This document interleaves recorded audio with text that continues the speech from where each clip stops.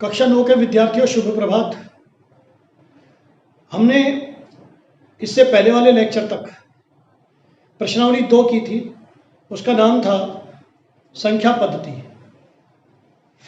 आज हम शुरू करने जा रहे हैं नई प्रश्नावली और वो है बहुपद।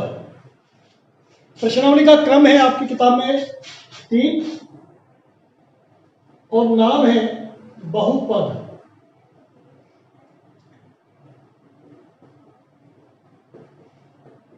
इससे पहले जो प्रश्नावली की थी वो थी प्रश्नावली 2। गलती से मैंने एक दो जगह प्रश्नावली 1 बोल दिया था, लेकिन वो प्रश्नावली 2 थी। और ये है प्रश्नावली 3। वैदिक गणित आपको बाद में कराएंगे।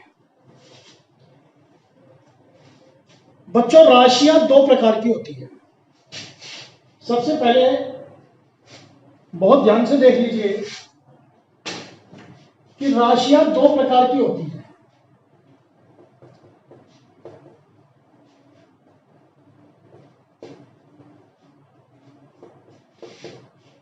पहला चर और दूसरा अचर। राशियां 2 प्रकार की होती है।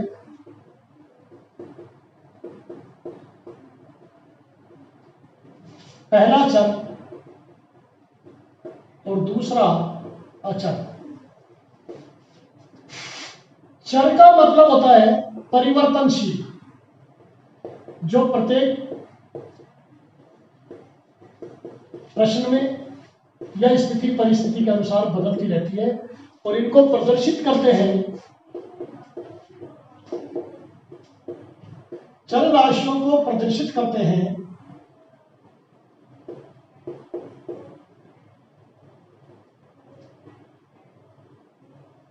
वर्णमाला के,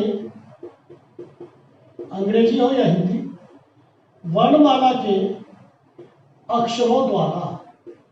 इनको वर्णमाला के अक्षरों से प्रदर्शित करते हैं। इनका मान प्रत्येक परिस्थिति में, स्थिति में, संदर्भ में बदल जाता है। जैसे राम की आयु x वर्ष, तो x का मान क्या है? मान लीजिए 32 वर्ष है तो 32। आज का तापमान x डिग्री सेंटीग्रेड, तो यहां पर x का मान क्या आएगा? मान लीजिए 22 डिग्री सेंटीग्रेड है तो 22। सीता के 3 महीने थी, तो x का मान क्या जाएगा? 3। ठीक, तो इस तरह से इनको अंग्रेजी या हिंदी के अल्फाबेट द्वारा प्रदर्शित करते हैं। और अचर राशियां, अचर राशियां वे राशियां होती हैं, इन्हें अंकों द्वारा प्रदर्शित करते हैं। अंकों द्वारा प्रदर्शित करते हैं, यह हमने पढ़ा है।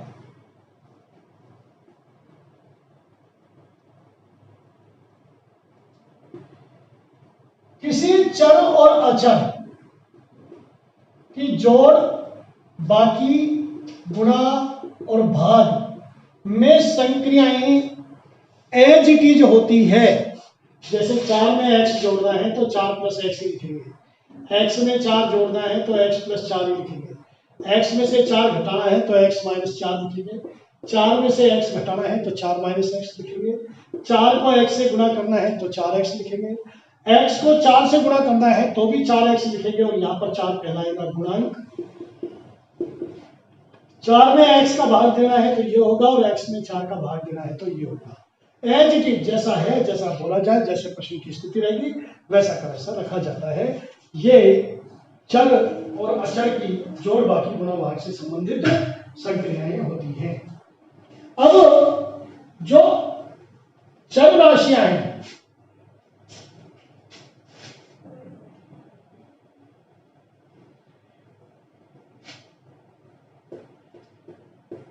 चर राशियां पदों के रूप में व्यक्त की जाती है और इन पदों में जोड़, बाकी, गुणा, भाग की संक्रिया होने पर इनमें जोड़, बाकी, गुणा, भाग संक्रिया होने पर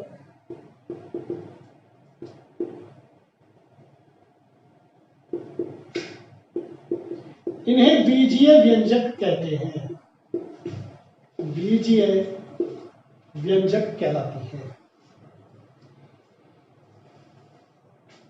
बीजीय व्यंजक बहुपद हो, इसके लिए शर्त यह है कि चर की घात पूर्ण संख्या होनी चाहिए।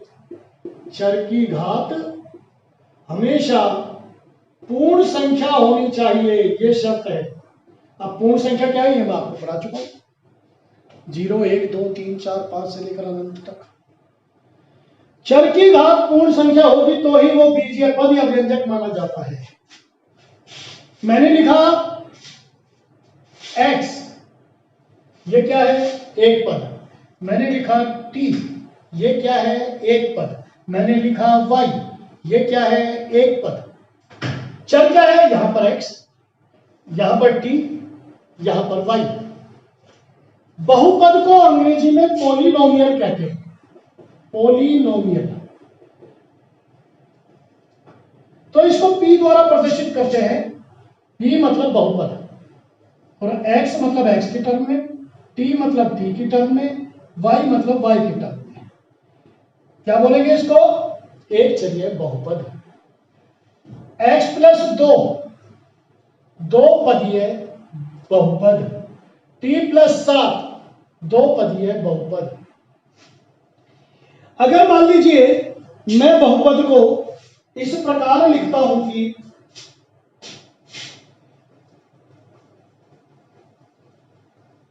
इसमें कितने पद हैं, दो, इसमें भी दो और इसमें एक, राइट।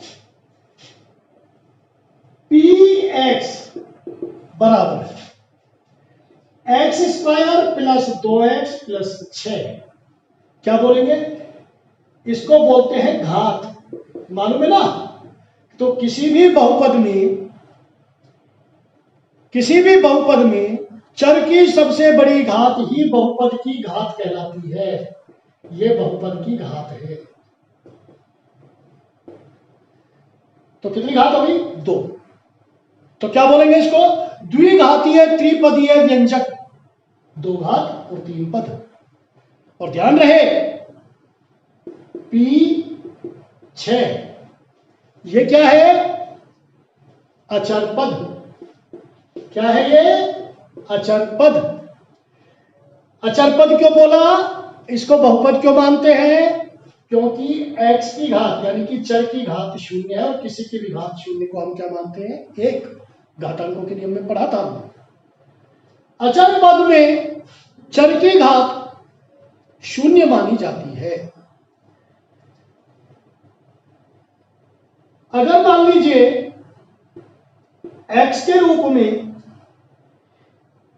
एक घात का पद है x, इसमें पदों की संख्या अधिकतम कितनी होगी।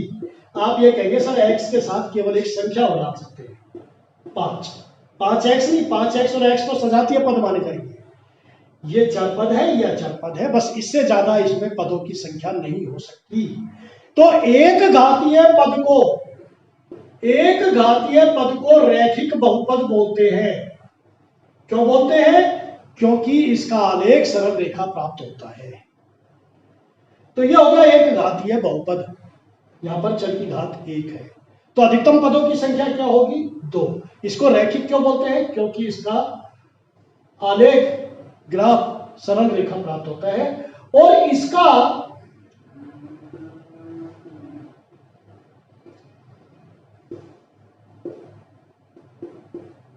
व्यापक रूप है ax प्लस b।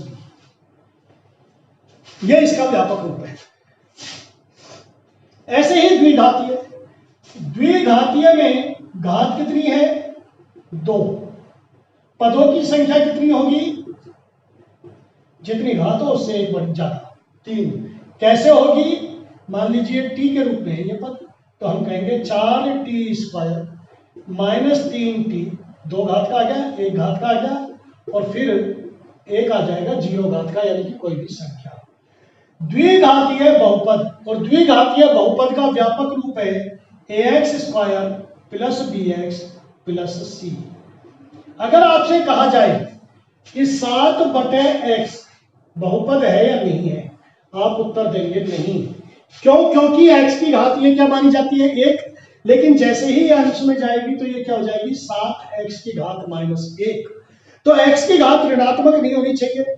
ऐसे ही वर्गमूल x यानी कि x की घात 1/2 ये भी पूर्ण संख्या नहीं है, इसलिए ये भी बीजीय व्यंजक नहीं माना जाता।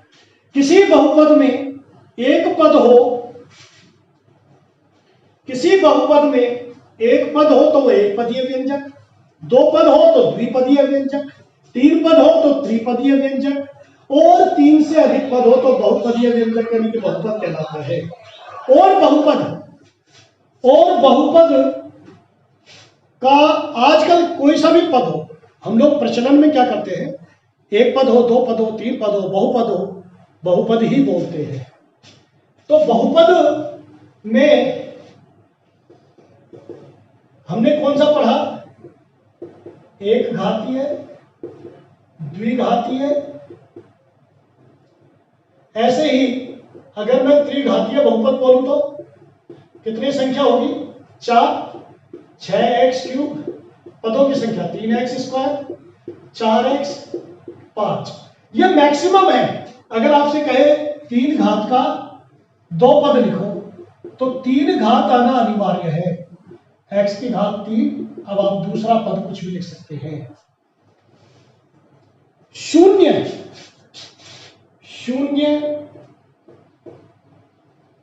बहुपद कहलाता है, शून्य पदीय व्यंजक कहलाता है।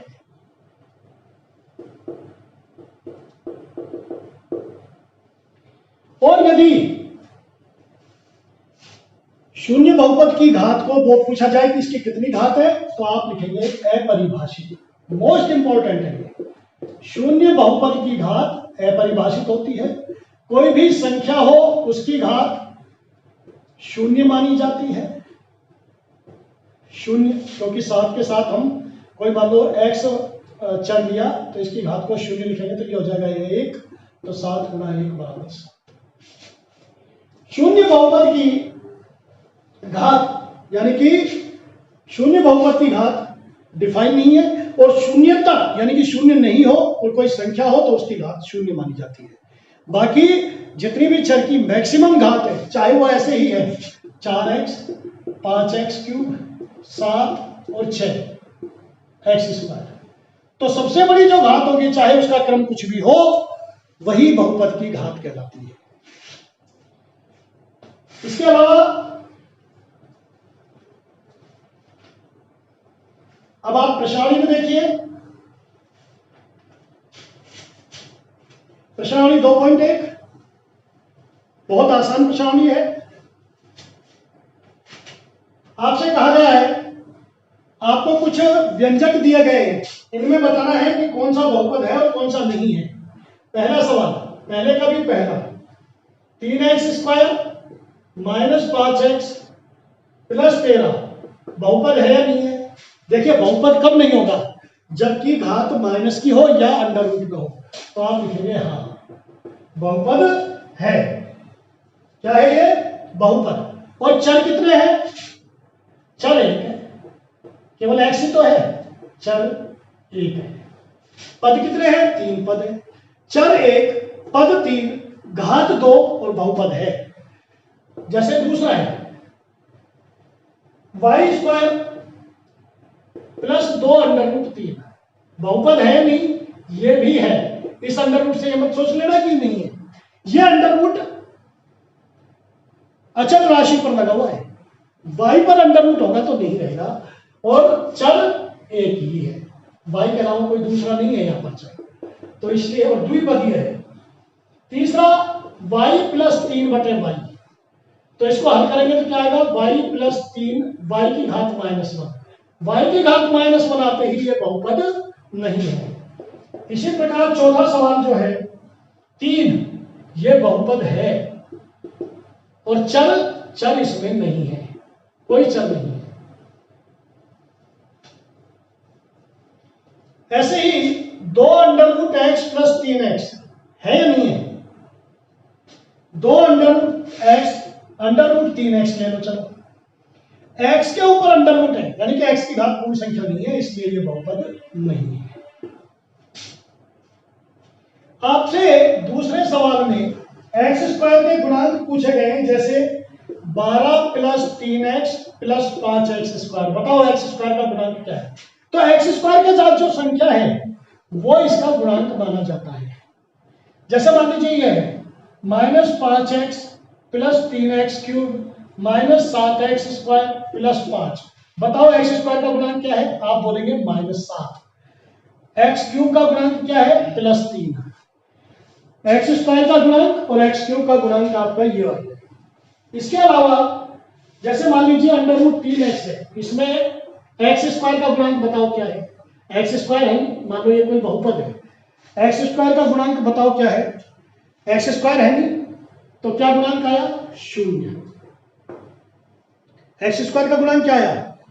है नहीं तो 0। और इसके अलावा जैसे मान लीजिए ये है πx स्क्वायर प्लस x बटा 2। एक्स स्क्वायर का गुणांक पाई, एक्स स्क्वायर का गुणांक हो गया यहां पर पाई। अब आपसे कहे 45 घात का एक पदीय व्यंजक लिखो, आपसे कहे 45 को घात होनी चाहिए, तो आप लिख दो x की घात 45। दो पद बोले तो प्लस कुछ भी डाल दो, 45 घात से छोटा 2x की घात 36। तीन पद बोले तो 7 लिख दो। कितने पद हो सकते हैं ज्यादा से ज्यादा? 46। x की घात 45, x की घात 44, 43, 42। तो आपसे पूछे x, इसमें है ना मेरा उत्तर और किताब का उत्तर अलग अलग हो सकता है, क्योंकि 45 घात का एक पद बहुत सारे आंसर आएंगे। 6y की घात 45, ये भी 45 घात का पद है। दो पद बोले तो 17। ऐसे ही 120 घात का एक पद बोला है, तो कोई भी चर ले लो, मान लो आपने t ले लिया, गुणांक आपकी इच्छा रखो तो रखो, मत रखो, लेकिन घात कितनी रखनी है? 120। एक पद हो गया। दो पद बोले तो t की घात 119। तीन पद बोले तो t की घात 18 रख दो, कुछ भी रख दो 120 से कम, संख्या में लिख सकते हैं। ये 4 हो गया। इस तरह से अपनी प्रश्नावली लगभग ये खत्म हो चुकी है, और आप लोग 2.1 प्रश्नावली तक कल कर जाएंगे। इसके बाद आगे अपना कोर्स को बढ़ाएंगे 2.2 प्रश्नावली की तरफ। बहुपद को अच्छी तरह पढ़कर आए, समझ कर आए, जो चीज समझ में नहीं आए मेरे से पूछ ले। Thank you very much.